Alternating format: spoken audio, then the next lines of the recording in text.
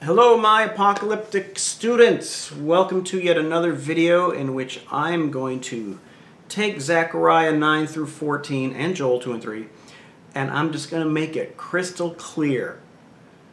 If you believe that. Yeah. Hopefully you're doing your work right now and you're going through the questions, and probably some of the questions you're thinking, okay, at least I know what, the words that are being used. I can answer some of the questions. But as far as the overall meaning of a lot of this stuff in Zechariah, I'm guessing your head is spinning. And don't worry if it is, because much of the stuff in these chapters makes scholars' heads spin. There is just some very odd stuff, which again is kind of characteristic of apocalyptic literature sometimes. But what I'm going to try to do over the next 20 minutes maybe, I'm just going to kind of walk through these chapters and let's try to nail down exactly what can we grasp, and then if we understand what we can grasp, then we can at least speculate on what some of this other stuff is. And I think the fundamental thing you have to remember about that is a hard word to say. If you've noticed with these videos, I screw up that word a lot. Apocalyptic literature is, it's not meant to be able to be pinned down exactly all the time.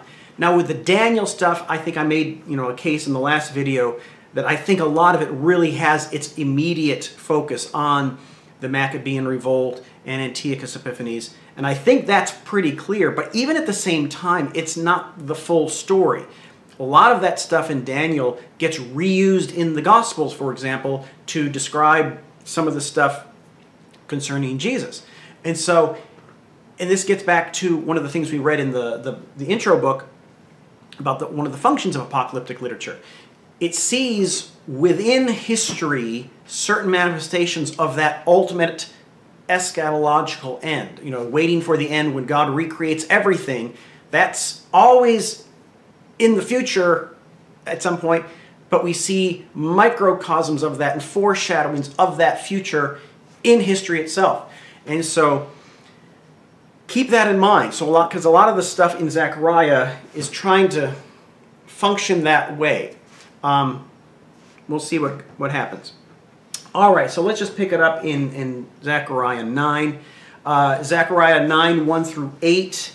It's, God's judgment upon these various cities and lands. And the focus really is on the Philistines, which is kind of interesting because by the time, Zechariah post-exilic happened, the Philistines were back with David and Solomon, 500 years earlier. So again, I don't think there was a literal Philistine presence there at the time of Zechariah's writing. So it's kind of, again, it's symbolic.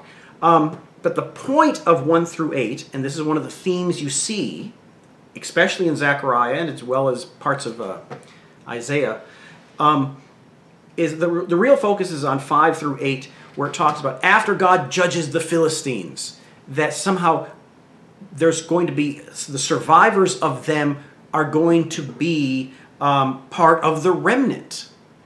And so there's this hint in these apocalyptic chapters of Zechariah that look forward to a time after the exile. Remember, after the exile, Jews come back to the land, and the big question is, now that God has recreated his people, think of Ezekiel, Valley of Dry Bones imagery, he's resurrecting and recreating his people. What is that recreated people going to look like?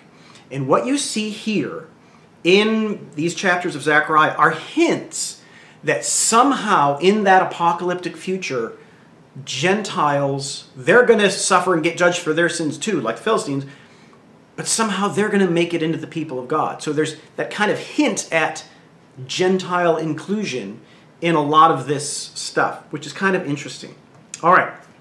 After that, though, in chapter 9, 9 through 13, there's a famous passage. Part of it is quoted in the Gospels when Jesus enters Jerusalem on the donkey. Rejoice, daughter of Zion, shout, daughter of Jerusalem, your king comes to you, righteous, bringing salvation, humble, riding on a donkey. Now again, the way the New Testament writers use Old Testament prophecy is not like it was just some far-off prediction for 500 years prior that's finally coming true. That's a wrong way to view what the New Testament is doing. What the New Testament is doing, it's because it's apocalyptic in its nature, it's reapplying that and applying it to Jesus. But that's a New Testament question. Maybe we can talk about that in the discussion board. But here, what we can grasp is that in Zechariah's vision here, it comes right after the Gentile Philistines are punished and become part of the remnant. Again, this is like an end time, God's going to recreate everything kind of view. And along with that view is this idea that eventually God's king is going to come and rule. Okay? And so that's what he's talking about. Your king comes to you righteous, bringing salvation. And he's contrasted with the typical victorious king riding on the war horse after battle kind of thing. He is pictured as the opposite of that, as humble and riding on a donkey. So the idea here of Zion's coming king is that when God recreates everything, there will be a king of some sort, but he's not going to be like the kings of the world that have oppressed us. That's kind of the point. Another thing to notice that some of the questions were about, in verse 11, because of the blood of the covenant, I will set your prisoners free from the waterless pit. That covenant language is important because if you took my Old Testament intro class, you know that everything goes back to the Abrahamic covenant. And in the Abrahamic covenant, God promises Abraham that I'm going to make your name great.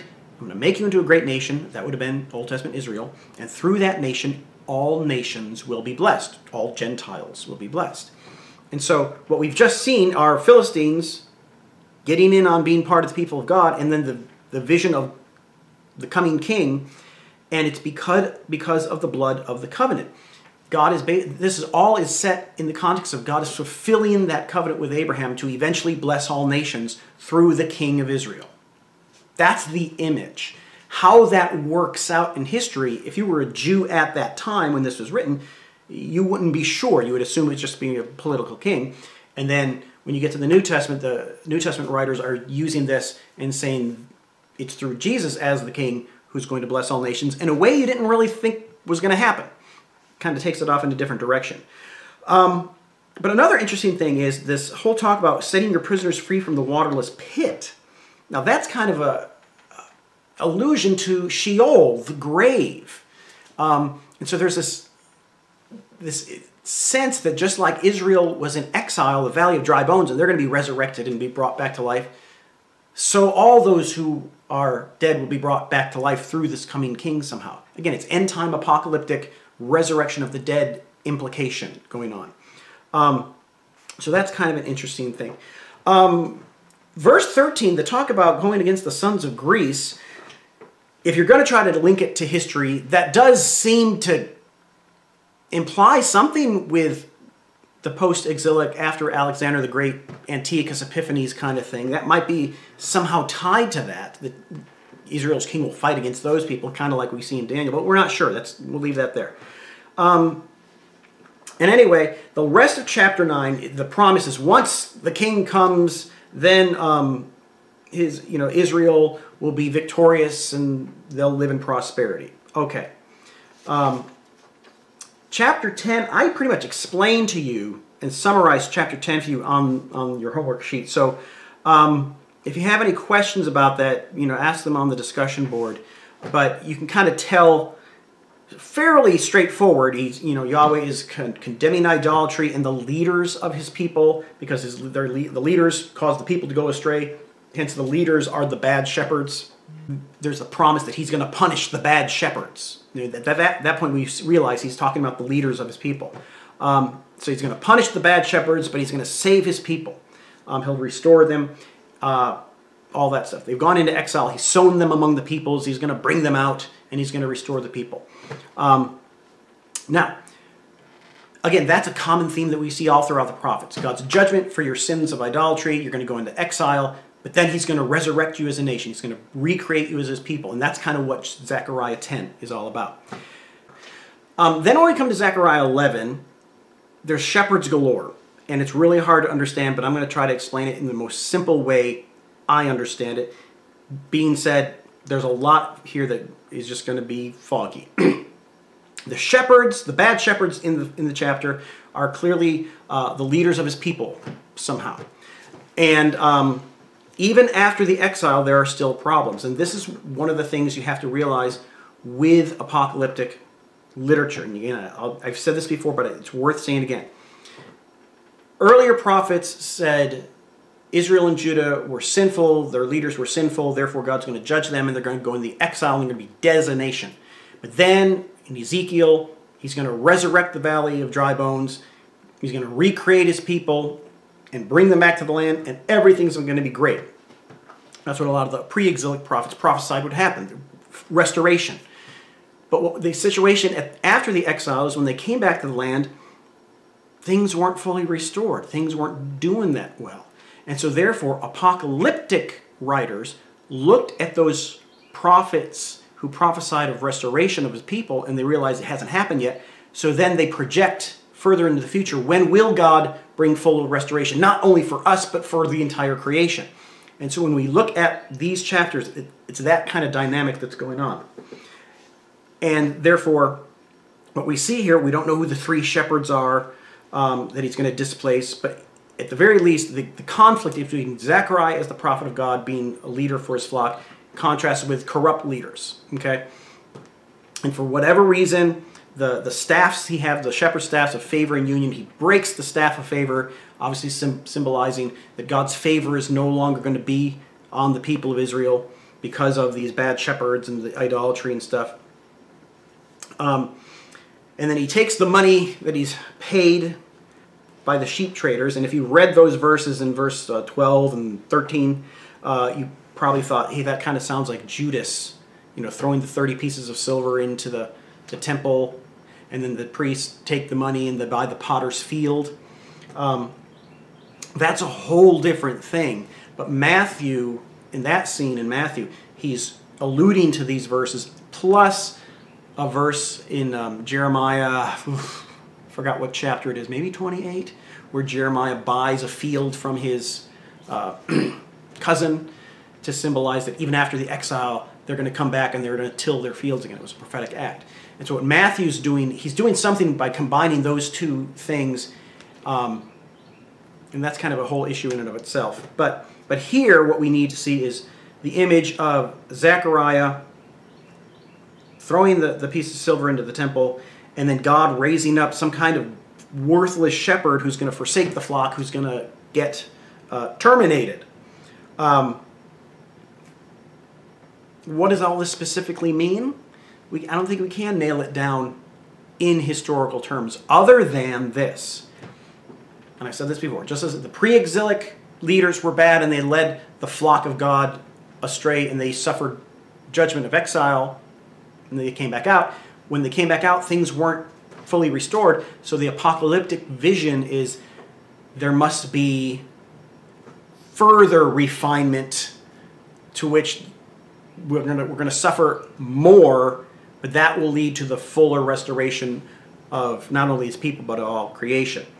But again, there's a lot of stuff in chapter 11 that beyond that, it's just, even what I said is kind of guesswork, but that's the idea. There's further pain coming even after the exile. We're not done yet. There's further pain before the ultimate restoration happens. Zechariah 12 to 14 kind of goes together. What I want you to notice in these chapters is that, again, day of Yahweh is everywhere. The day of the Lord, on that day. All this stuff in chapters 12, 13, 14 look forward to that ultimate day of Yahweh when he does restore everything as they were before, when he recreates not just his people, but all of creation. That is why at the beginning of chapter 12, there is the image of God as the one who stretches out the heavens and makes the land. He's the creator. He's going to recreate the entire cosmos. That's the apocalyptic vision we see in these chapters. And so when you go through all of them, on that day, there's a vision of there's going to be a further siege of Jerusalem. There's going to be further conflict between Jerusalem and the nations. And Jerusalem is going to get hammered again. But then God will save Jerusalem through that, and then he'll punish the nations again.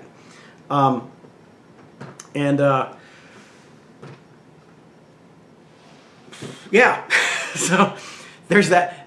It's just that further projection into the future of what they had experienced in the past. And it is interesting to note that in verses 11 to 14, the mention of the family of the house of David, the house of Nathan, the house of Levi, king, prophet, priest. When you look throughout the prophets, even in Jeremiah, those were kind of like the bad shepherds who led them astray. And therefore the idea is they will look upon him who they pierced. It's the leaders of his people will realize how much they've pierced God's heart by their being bad shepherds, so to speak. And then they'll finally repent. And again, you might look at that specifically in verse 10 and go, hey, that's applied to Jesus. It is. This is another passage that's applied to Jesus in the New Testament. So yeah. But in the original context, the idea is the leaders who are still worthless shepherds who lead their flock astray again, eventually in this apocalyptic crisis being described in chapter 12, that's when they'll finally look upon whom they pierced and they'll repent. And then finally, God could bring about the new creation, if that makes sense. Chapter 13 is a vision of this new creation, a fountain for the house of David. He'll cut down all the idols from the land. The image of the fountain, if you remember in Ezekiel, there's going to be water coming up from this temple to water all four corners of the earth. That has echoes of Eden. This is what is being described. After that apocalyptic battle of some sort, finally Jerusalem will be fully restored and redeemed and purified. Okay? And the prophets that he's mentioning in verses 3 to 6, he's not talking about good prophets, false prophets. They'll be ashamed for what they did by leading people astray. But then we get into 13, 7 through 9, and it's more striking down the shepherd and the flock will scatter.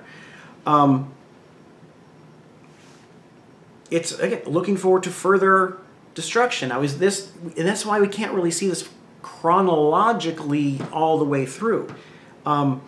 Is this after what I just described, or is it just kind of a summary of everything I've just described?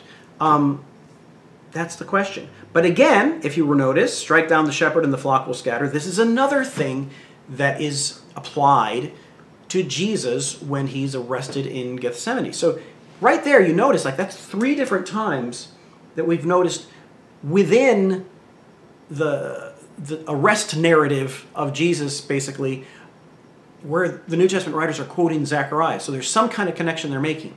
It's not so much that these are predictions of Jesus.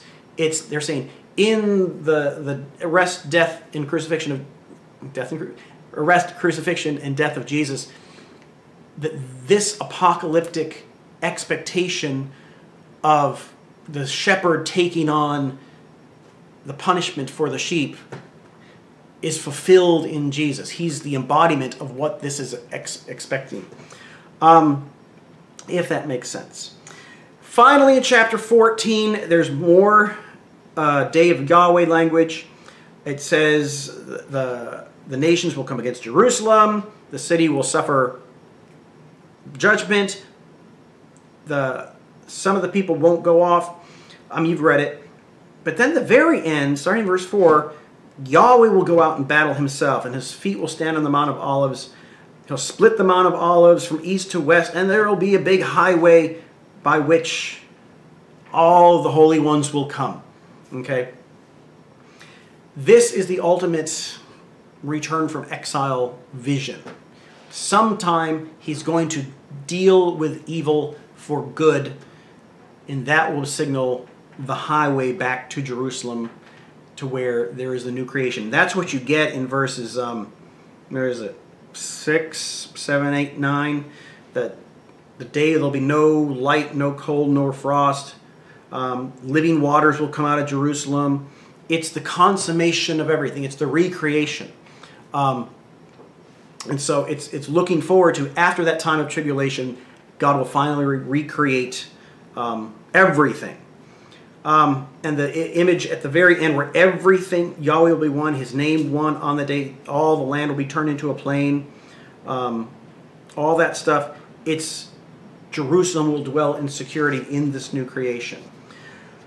All right, and then finally at the end, if you skip down to 16, it says all the people of the world basically will come and celebrate the festival of booths. That's like the tabernacle, and that's the celebration of when Israel was in the wilderness, kind of when God was with them in the wilderness. So there's that idea that the nations are gonna come and be part of that people. Okay, so again, there's another instance where it's looking forward to the Gentiles somehow getting in to being part of God's people within this new creation. And that's what's being emphasized in 20 and 21. Even the bells, the horses will be holy to Yahweh. That's kind of like what you remember in Ezekiel with Ezekiel's vision of the temple taking up all of the city. Everything will be holy. That's that kind of idea. And so, anyway, the more you read Zechariah, if you ponder what's going on, you'll be able to kind of get it a little more in focus little by little. But it really is looking forward to a time when God will further purge his people and further recreate everything. But it's apocalyptic literature. It's really messy to understand, and that's the best I can do. Now, Joel is actually, compared to this stuff, Joel is simple. Joel is also a post-exilic work. And basically, like I mentioned in the homework, I gave you some background on what's in Joel. But basically, what you want to notice, we were going to focus on 28 to 32. He's talking about the day of Yahweh again, when he comes to sanctify his people. You get, on that day, after this happens, I will pour out my spirit on all flesh. Your sons and daughters will prophesy. Your old men will dream dreams. Your young men will see visions. I'll even pour out my spirit on slaves and maidservants.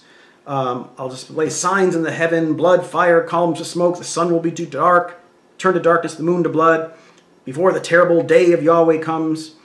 Then everyone who calls upon the name of the Lord will be delivered. For on Mount Zion and in Jerusalem there will be deliverance. What is all that about? That is, again, apocalyptic expectation of when the ultimate day of Yahweh comes, he'll pour out his spirit on not just the Jews, but on all flesh, everyone. And then Jerusalem, there'll be salvation in Jerusalem.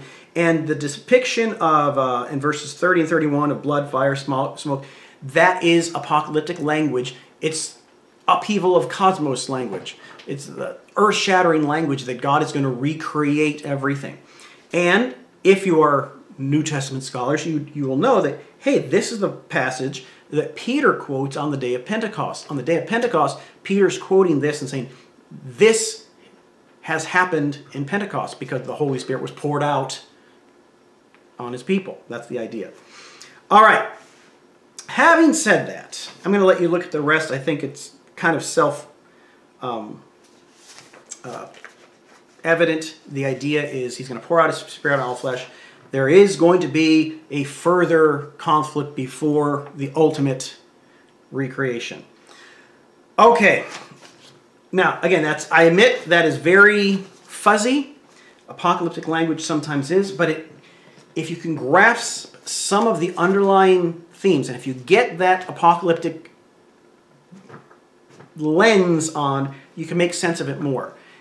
A lot of this stuff is projected into the future on the future day of Yahweh, but it's using language of the stuff that has happened in history to say that future of day of Yahweh stuff is going to be like this, but bigger. And that's what they were expecting in some fashion, but it is foggy and it's applied in various ways. Okay. Well, I know that's not crystal clear, but apocalyptic literature never is. All right, after this, you are now, let me see here. Let me just check and make sure what is on next after this. You're going to be handing in the Zechariah and Joel stuff on Thursday, and then we're going to begin the book of Enoch. And you should, hopefully you have the book of Enoch yet now. And I have it divided up into 3 sections, so there's going to be questions with each section. The book of Enoch is kind of weird as well. Hopefully the questions will kind of take you through it. I'll try to do some videos for it. But in all honesty, I love going through the Isaiah and Jeremiah and Ezekiel and Zechariah sections. That's just fun. I wish we had more time to do that. But the book of Enoch is intertestamental Jewish apocalyptic literature. It's interesting to know. Yes, it is. I wouldn't say it's my favorite thing in the world, but if you want to get a fuller grasp on what apocalyptic literature looks like, this is a good thing to know. Plus, it's kind of interesting that I think it's in 2 Peter or Jude. They actually make an allusion to the book of Enoch. So there is a connection to the New Testament. So we'll go through that over the next couple weeks. I'll have some questions for you. Hopefully we'll answer the questions and be fairly clear on that. We'll have an exam, then we'll pick it up with the New Testament-y stuff. All right. Have fun finishing your work. And any questions you have, put them on the discussion board. All right.